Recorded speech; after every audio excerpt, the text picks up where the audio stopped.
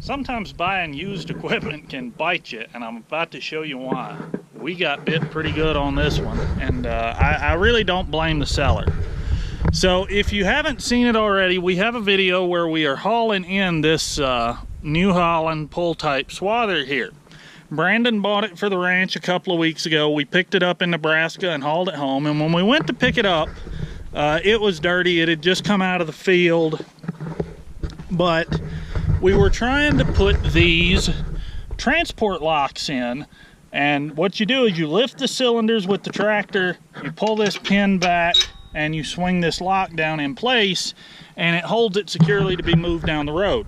And this left side cylinder, for whatever reason, would not lift. The right side would lift, the left side wouldn't lift, and the reason for that was this large pin here had worked its way in, and it was not holding this together. The only reason it didn't fall completely out is because it hit the inside of the conditioner assembly here. It was hitting the conditioner assembly right on the end of this shaft, and that's all that kept it from coming completely out and being lost forever. So we broke it down, we hauled it home, we got it all together, and once we got it home, we started cleaning it up to get ready for the field, and that's when we found a couple of issues. Issue number one is right here. I hope you can see this on camera, but right there is a crack. And that crack is, it's all the way through, and you can see it down here along the bottom even a little bit. These two arms slide underneath the header over there, and there are two big pins that sit in these hooks, and that's what holds the header on. So this crack, it's not a big deal in the sense that it's an easy repair. It is something that has to be fixed before we go to the field, but it's not a difficult fix. The bigger problem came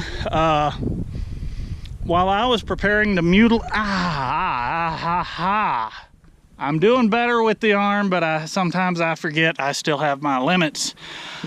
Whew, yeah, don't do that.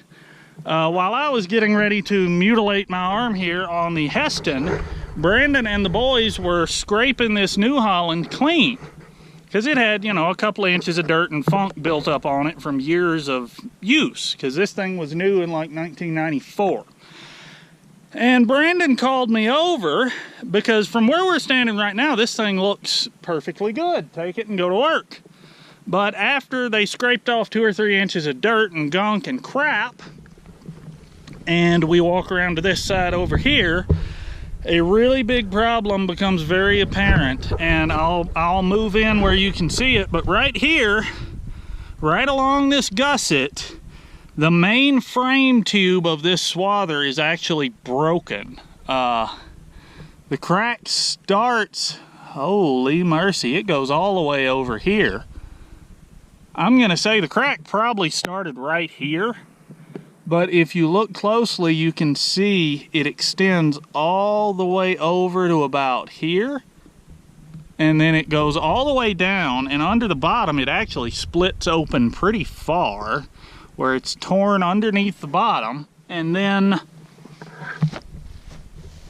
coming up the back side, it's torn here, over, and up to, I can see the end of the crack here, but the paint is still cracked going up underneath this line and under that dirt, so it may be even worse than we think it is. So while this is a big problem, it is not it's not a death sentence for this machine. Originally, we were going to drop that rear frame off or take the tongue off. It's the same thing, just whatever you want to call it, and repair that ourselves. But considering my current physical condition, repairing that ourselves is something we just don't have time to accomplish. We have the equipment, we have the ability, but today is, oh, what is today? Today is June the 29th, And we have one particular property we have to have cut, baled, and moved by July 4th. The Heston is ready to go. Cutting it's not going to be a problem. Raking it's not going to be a problem, but our baler still needs 2 belts and a bearing replaced before it's ready to go to the field. So we just don't have time to disassemble this New Holland and try to fix it, and especially with me at only like half capacity. So I'm about to hitch it up to the pickup here, and I'm gonna haul it into town. Okay, so in the first part of this video, you saw the New Holland swather frame, and I showed you where it was broken, and I said we were taking it into town to be repaired.